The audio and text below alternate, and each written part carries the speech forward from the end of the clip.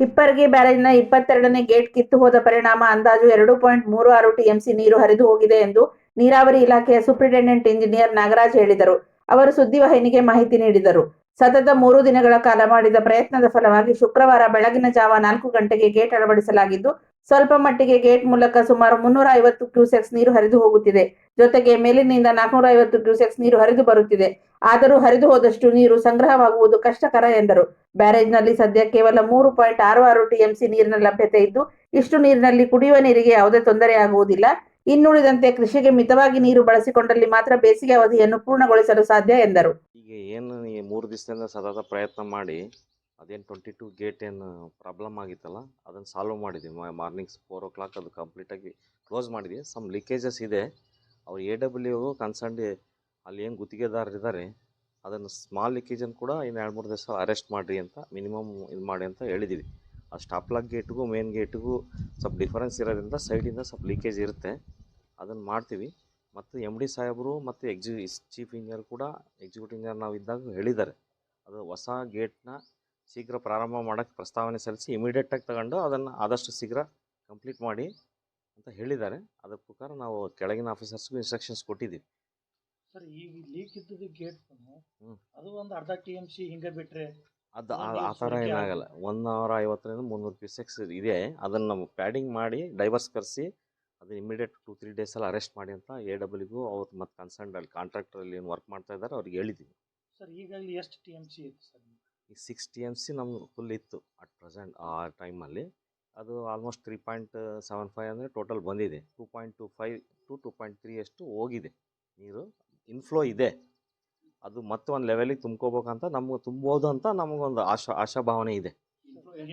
Inflow ಇದೆ. 450 ಇದೆ. 450 cusecs ಇದೆ.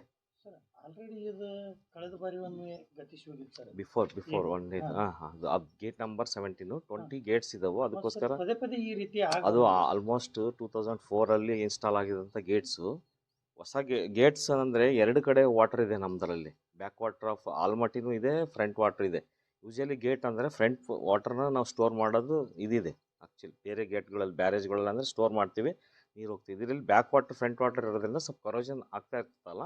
ಅದಕ್ಕೋಸ್ಕರ ನಾವು ಅದು ರಿಪ್ಲೇಸ್ ಮಾಡೋಕ್ಕೂ ಅದನ್ನು ನಾವು ಪ್ರಸ್ತಾವನೆ ಸಲ್ಲಿಸ್ತೀವಿ. ಹೊಸವು ಮಾಡೋಕ್ಕೆ ಅಂತ ಮಾಡ್ತೀವಿ. ಮುಂಚಿತವಾಗಿ ಅದು ಟೆಸ್ಟಿಂಗ್ ಮಾಡ್ತಿರ್ತೀರಲ್ಲ? ನಾವು ಟೆಸ್ಟಿಂಗ್ ಮಾಡಿ ಎಲ್ಲ ಮಾಡಿರ್ತೀವಿ. ಗೇಟ್ ಹಾಕೋಕ್ಕೂ ಮುಂಚೆ ಅಂದರೆ ಪ್ರೀ ಮಾನ್ಸೂನ್ ಇನ್ಸ್ಪೆಕ್ಷನ್ ಮಾಡಿರ್ತೀವಿ, ಫಿಸಿಕಲಾಗಿ ಮಾಡಿರ್ತೀವಿ. ಆಯಿತಾ?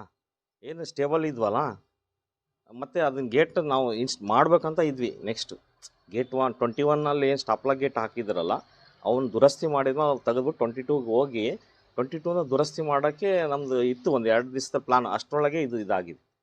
ಆಕ್ಚುಲಿ ರೈತರು ಏನಂತಾರೆ, ಪ್ರತಿ ವರ್ಷ ಬಿಲ್ ತೆಗಿತಾರೆ, ಬಟ್ ಅವ್ರು ಯಾವುದು ಕೆಲಸ ಇಲ್ಲ. ಆ ಥರ ಯಾವುದೂ ಇಲ್ಲ. ಆರೋಪ ಮಾಡ್ತಾ ಇದ್ದಾರೆ. ಇಲ್ಲ, ಆ ಥರ ಯಾವುದೂ ಇಲ್ಲ.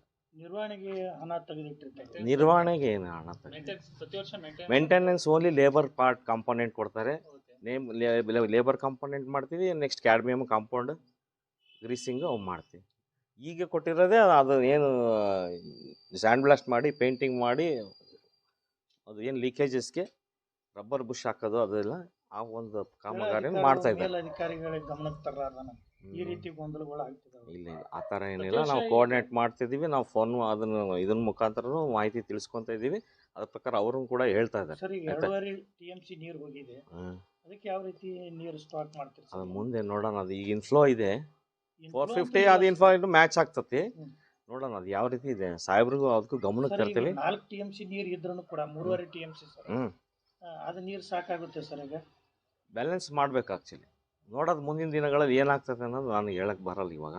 ಅದು ಇನ್ಫ್ಲೋ ಯಾವ ರೀತಿ ಅದನ್ನ ತರಿಸ್ಕೋಬೇಕು, ಅದನ್ನು ಸ್ಟಾಕ್ ಮಾಡಬೇಕು ಅಥವಾ ಏನು ಮಾಡಬೇಕು, ಪ್ಲಾನಿಂಗ್ ಏನು ಮಾಡಬೇಕು ಆ ಸ್ಟಾಕ್ ಇರೋ ವಾಟ್ರಲ್ಲಿ, ಅದನ್ನು ಮುಂದಿನ ದಿನಗಳಲ್ಲಿ ಯೋಚನೆ ಮಾಡಬೇಕು. ಒಟ್ಟಾರೆಯಾಗಿ ರೈತರಿಗೆ ಏನು ಮೆಸೇಜ್ ಕೊಡ್ತೀವಿ, ಆತಂಕದೊಳಗಿರುವಂಥ ರೈತರಿಗೆ? ಈಗ ನಮ್ಮದು ಅಲ್ಲಿ ಕುಡಿಯೋ ನೀರಿಗೆ ತೊಂದರೆ ಇಲ್ಲ.